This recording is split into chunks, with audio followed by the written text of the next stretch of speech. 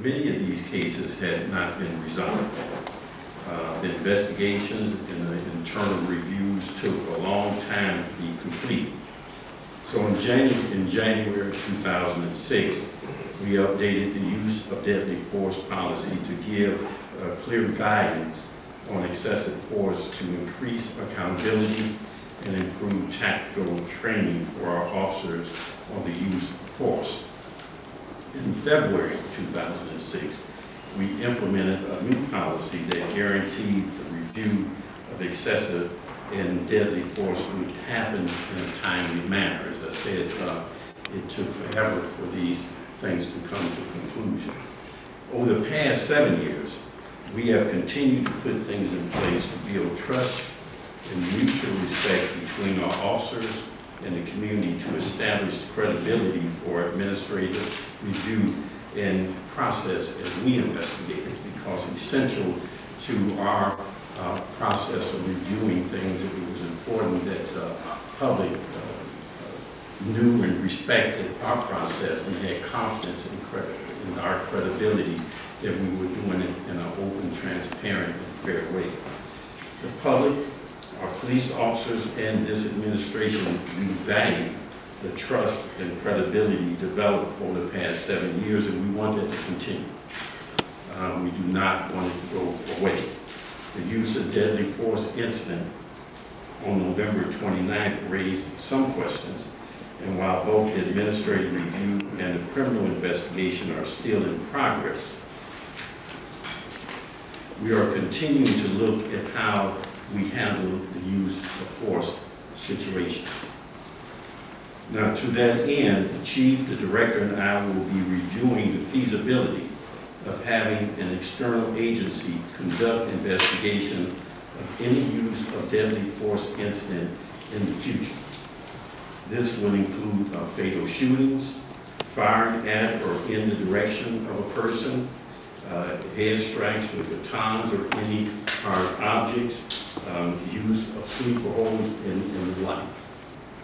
In addition to that, we have requested an external review of the policies and procedures of the Division of Police to determine if the policies and procedures meet best practices and whether or not they're being followed. And that request has gone to the Department of Justice Civil Rights Division.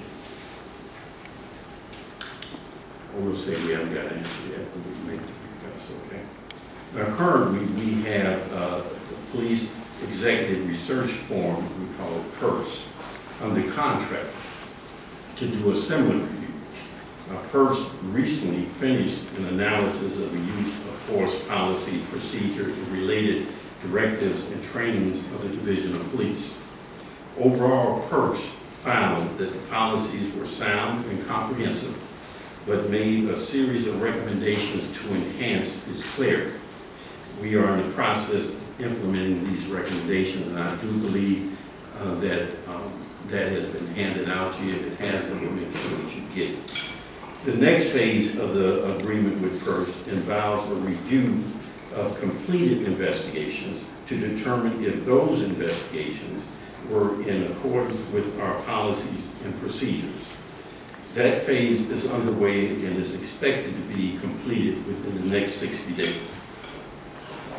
We have complete confidence in PERS and their ability to conduct this review, but at the same time, we recognize at this time the importance of having another set of eyes, an independent review of the Division of Police and our policies and procedures.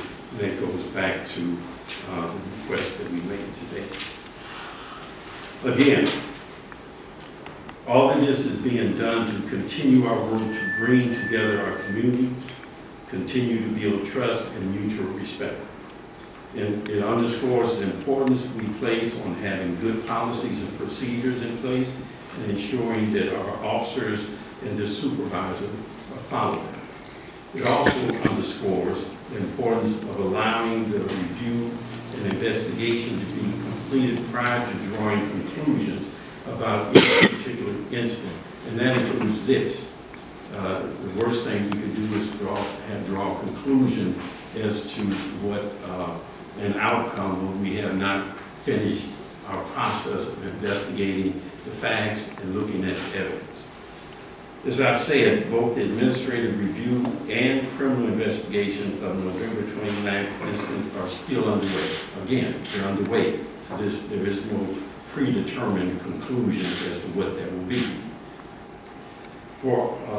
For our administrative review, we are assuring both our officers and the community that we are following the facts and evidence. And in the end, we will be able to make a determination about whether or not our policies and procedures have been followed. We have not made that determination as of yet. As I've always said, if our officers act in accordance with our policies and procedures, they will have our full support and they will be protected.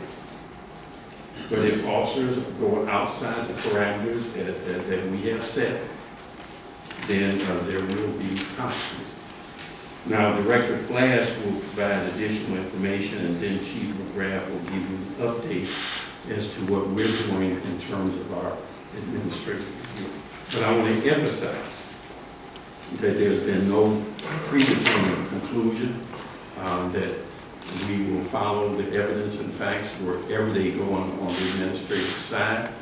And if our officers are within the parameters that we have set in our policies and practices, then we will support them and they will be protected from that. If, however, one or more or several have, it would be determined that they have not, then there will be consequences, and that will be determined at that time. So, Director. Good afternoon. Within hours of the November 29th incident, we made a very public commitment that we would support the East Cleveland and cooperate with the East Cleveland Police Department and any other agencies that were called upon to investigate the use of deadly force incident. Now, we've honored that commitment and will continue to do so until that investigation is complete. The pursuit and the use of deadly force did, however, raise a number of issues.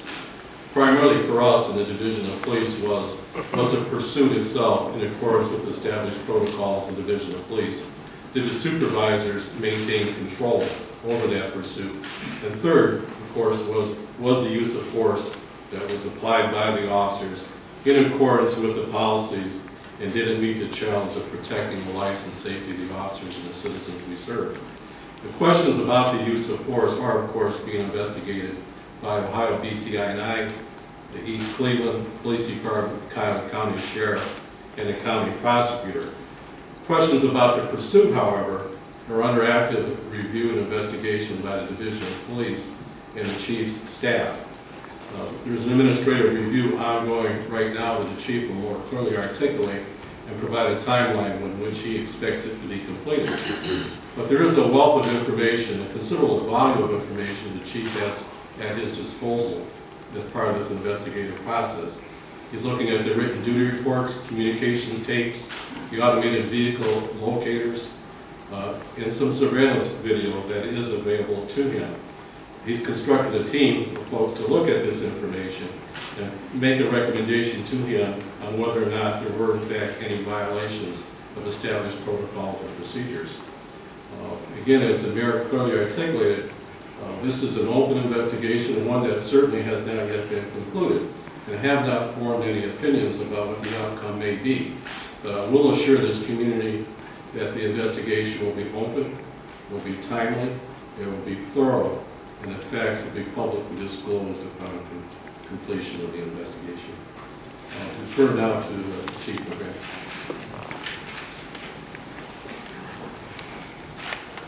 Good afternoon, everyone. I'm just going to fill in a few blanks here for you after the Mayor and the Director made their presentations.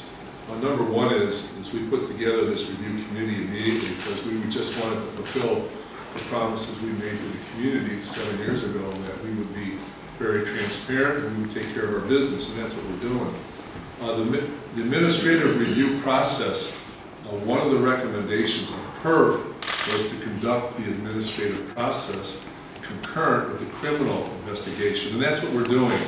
Although in this particular scenario, because the criminal investigation is being conducted by an outside agency, because that particular incident took place in East Cleveland, we are just focusing right now on the pursuit end of the administrative process. We put together a committee. The committee is the Policy Procedure Tactical Review Committee. It's made up of representatives from field operations, the Integrity Control Section, administrative operations, which is mainly the Police Academy and the Ordnance Unit, Community Relations Committee. Director Blaine Griffin is on the committee, the Office of Professional Standards, and also a representative from the Law Department. This particular committee is looking at three components, and the components are: was there compliance with our policies and procedures during the pursuit? That's one component we're looking at. The second one is our policies and procedures equal to the national standards of the other major cities across this country? And the third component is, did we comply with and were our training standards up to par to ensure that we did things